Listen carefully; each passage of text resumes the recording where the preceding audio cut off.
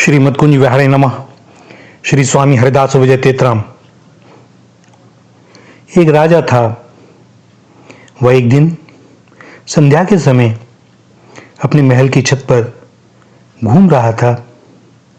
साथ में 8-10 सेवक थे। महल के पीछे कुछ दूरी पर कुछ मकानों के खंडर थे। उन खंडरों में कभी कभी एक संत आकर ठहरा करते थे। राजा ने उन खंडरों की तरफ संकेत करते हुए अपने सेवकों से पूछा, यहां वो संत आकर ठहरा करते थे ना? उन्होंने कहा कि हाँ महाराज, आया तो करते थे, पर कुछ वर्षों से उनको यहां आते हुए नहीं देखा। राजा ने कहा, वे बड़े विरक्त त्यागी संत थे, उनके दर्शन से बड़ी शांति मिलती थी। वे मिलें तो उनसे कोई बात पूछें, उनका पता लगाओ। राजा के सेवकों ने उनका पता लगाया तो मालूम पड़ा कि वे तो शरीर छोड़ गए हैं। मनुष्य की यह बड़ी भारी भूल होती है कि जब कोई संत महात्मा सदेह होता है तब तो हम उससे लाभ लेते नहीं, और जब वह शरीर छोड़ देता है तब रोते रहते हैं। राजा ने कहा, अहो, हमसे बड़ी गलती हो गई कि हम उनसे लाभ नहीं ले सके, उनका सत्संग नहीं कर सके। यदि उनका कोई शिष्य हो तो उसको ले आओ, हम उससे मिलेंगे। राज सेवकों ने खोज की तो एक साधु मिले। उनसे पूछा, महाराज, क्या आप उन संत को जानते हैं? वे बोले कि हाँ, जानता था, वे बड़े उच्च कोटि के महात्मा थे। सेवकों ने फिर पूछा, क्या आप उन संत के शिष्य हैं? साधु ने कहा, नहीं भाई, वे किसी को शिष्य नहीं बनाते थे। हाँ, मैं उनके साथ कुछ दिनों तक जरूर रहा हूं। राजा के पास ये समाचार पहुंचा तो राजा ने उनको ही लाने की आज्ञा दी। सेवक फिर उस साधु के पास गए और बोले कि महाराज, राजा ने आपको बुलाया है, आप हमारे साथ चलिए। साधु ने कहा, भाई, मैंने क्या अपराध किया है? क्योंकि राजा प्रायः उसी को लाने की आज्ञा देते हैं जिसने कोई अपराध किया हो। सेवकों ने कहा, नहीं महाराज, आपको तो वे सत्संग के लिए, पारमार्थिक बातें पूछने के लिए बुला रहे हैं, कृपया आप हमारे साथ पधारें। साधु ने कहा, अच्छा, और कुछ दूर चलकर रास्ते में वे गली के पास जाकर बैठ गए। सेवकों ने समझा कि लघु शंका कर रहे होंगे, किंतु उस गली में एक कुतिया ने बच्चे दे रखे थे। साधु ने उनमें से एक पिल्ले को उठा लिया और अपनी चद्दर के भीतर छिपाकर सेवकों के साथ चल पड़े। राजाओं के यहाँ आसन का बड़ा महत्व होता है। किसको कौन सा आसन दिया जाए, किसको कितना आदर दिया जाए, किसको ऊंचा बैठाना है, किसको नीचा बैठाना है, इसका विशेष ध्यान रखा जाता है। राजा ने साधु के बैठने के लिए गलीचा बिछा दिया और खुद भी उस पर बैठ गए, जिससे ऊंचे नीचे आसन का कोई विचार ना रहे। बाबा जी ने बैठते ही अपने दोनों पैर राजा के सामने फैला दिए। राजा ने सोचा कि यह तो भाई मूर्ख लगता है, तनिक भी सभ्यता जानता ही नहीं, कभी राजसभा में गया नहीं, इसलिए यह भी इसको नहीं मालूम कि राजाओं के सामने कैसे बैठना चाहिए। राजा ने पूछा, पैर फैलाए कब से? साधु ने कहा, हाथ सिकोड़े तब से।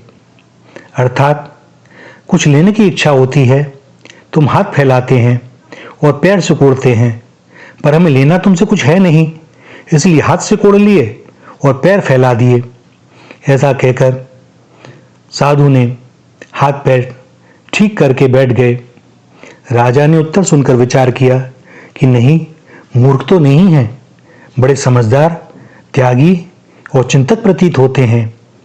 अब राजा ने उन संत से चर्चा की तो जाना कि वे बड़े अच्छे संत हैं। राजा ने पूछा, आप उन संत महाराज के साथ भी रहे हैं ना?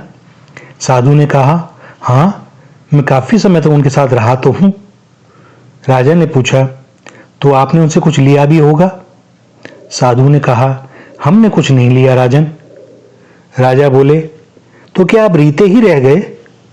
साधु ने कहा, नहीं, ऐसे संत के साथ रहने वाला कभी रीता रह सकता ही नहीं। हमने उनसे कुछ लिया तो नहीं, पर रह गया। राजा ने पूछा, क्या रह गया? साधु ने कहा, जैसे डिबिया में से कस्तूरी निकालने पर भी उसमें सुगंध रह जाती है, घी के बर्तन में से घी निकालने पर भी उसमें चिकनाहट रह जाती है, ऐसे ही उन संत के साथ रहने से उनकी सुगंध और चिकनाहट रह गई। राजा बोले, महाराज, वह सुगंध और चिकनाहट क्या है, यह जरा मेरे को बताइए। साधु ने कहा, राजन, यह हम साधुओं की फकीरों की बात है, राजाओं की बात नहीं। आप जानकर क्या करेंगे? राजा ने कहा, नहीं महाराज, कृपया आप मुझे जरूर बताएं। साधु ने चादर के पीछे छिपाया हुआ पिल्ला बाहर निकाला और राजा के सामने रख कर दिया। राजा ने कहा, हम समझे नहीं महाराज। साधु ने कहा, बुरा तो नहीं मानेंगे? राजा ने कहा, अरे मैं तो आपसे पूछ ही रहा हूं, बुरा कैसे मानूंगा? जो भी बात है आप सच्ची बात कह दें। साधु ने कहा, राजन, मेरे को आप में और इस पिल्ले में कोई फर्क नहीं दिखता। यह समता ही उन संत के संग की सुगंध और चिकनाहट है। यह पिल्ला बहुत साधारण है और आप बहुत विशेष हैं। यह बात तो सच्ची है, पर मेरे को ऐसा नहीं दिखाई देता। आप में भी प्राण हैं और इसमें भी प्राण हैं। आपके भी श्वास चलते हैं और इसके भी श्वास चलते हैं। आपका शरीर भी पंचभूत से बना हुआ है और इसका शरीर भी पंचभूत से बना हुआ है। आप भी देखते हैं, यह भी देखता है। आप भी खाते पीते हैं, यह भी खाता पीता है। आप में और इसमें फर्क क्या है? संसार के सभी प्राणियों में कोई ना कोई विशेषता है ही। किसी में कोई विशेषता है तो किसी में कोई अन्य कोई विशेषता है। इस प्रकार सब बराबर हुए। आप ऊंचे पद पर हैं और यह नीचा है। यह फर्क तो तब पड़ता है ना, जब आपका किसी के साथ स्वार्थ का संबंध हो। मेरा किसी से स्वार्थ का संबंध है ही नहीं। ना आपसे कुछ लेना है, न कुत्ते से कुछ लेना है। फिर मेरे लिए आप में और इसमें कोई अंतर कहाँ रहा? आप बुरा ना माने, आपने बताने का आग्रह किया, इसलिए साफ बात आपसे कह दी। मैं आपका तिरस्कार नहीं करता, वरन मैं आपका सत्कार करता हूं, क्योंकि आप इस प्रजा के मालिक हैं, राजा हैं और यह प्रजा आपके राज्य में सुखी है। अर्थ यही है कि जब हमें संसार से कुछ लेना होता है, तब हमें कोई धनी और कोई दरिद्र दिखाई देता है। धनी मिले या दरिद्र मिले, हमें उनसे कुछ लेना है ही नहीं, तो फिर दोनों में फर्क क्या हुआ? एक साधु थे, घरों से भिक्षा लेते और लेकर चले आते। यह उनका प्रतिदिन का नियम था। शहर से भिक्षा लेते समय बाजार में बहुत भीड़ रहती थी, अतः स्पर्श दोष से बचने के लिए वे वहीं बैठकर पा लेते थे। एक दिन भिक्षा पाने के बाद वे अपना पात्र मांजने लगे तो एक सेठ ने कहा, महाराज मुझे दीजिए, आपका पात्र मैं मांज देता हूं। साधु ने कहा, नहीं भाई, आपसे नहीं मजवाना। वह सेठ बोला, तो कोई बात नहीं, मेरा नौकर मांज देगा।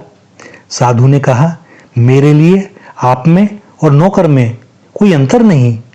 आप मांझे या नौकर मांझे, क्या अंतर पड़ा? अंतर तो तब पड़े जब मैं आपको बड़ा आदमी समझूं और नौकर को छोटा आदमी समझूं। मेरे लिए तो जैसे आप आदरणीय हैं, ऐसे ही आपका नौकर भी आदरणीय है। नौकर है तो आपका है, कोई मेरा नौकर है क्या? उसको मैं तनख्वाह देता हूं क्या? मेरा संबंध तो आपके साथ और नौकर के साथ एक समान ही है। अंतर तो तब हो जब मेरे को कुछ लेना हो, आपसे या उससे कोई राग द्वेष पूर्वक संबंध जोड़ना हो। ये कथाएं बहुत कुछ देती हैं हमें चिंतन करना चाहिए, मनन करना चाहिए। हम कहते तो खूब हैं कि कण कण में भगवान है, पर क्या सब समय हमें यह स्मरण रह पाता है?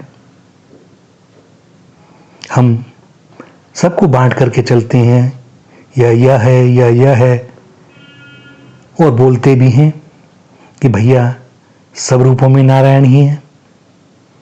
अपने साथ छल कर रहे हैं हम। इसी जन्म में उनकी प्राप्ति हो जाएगी।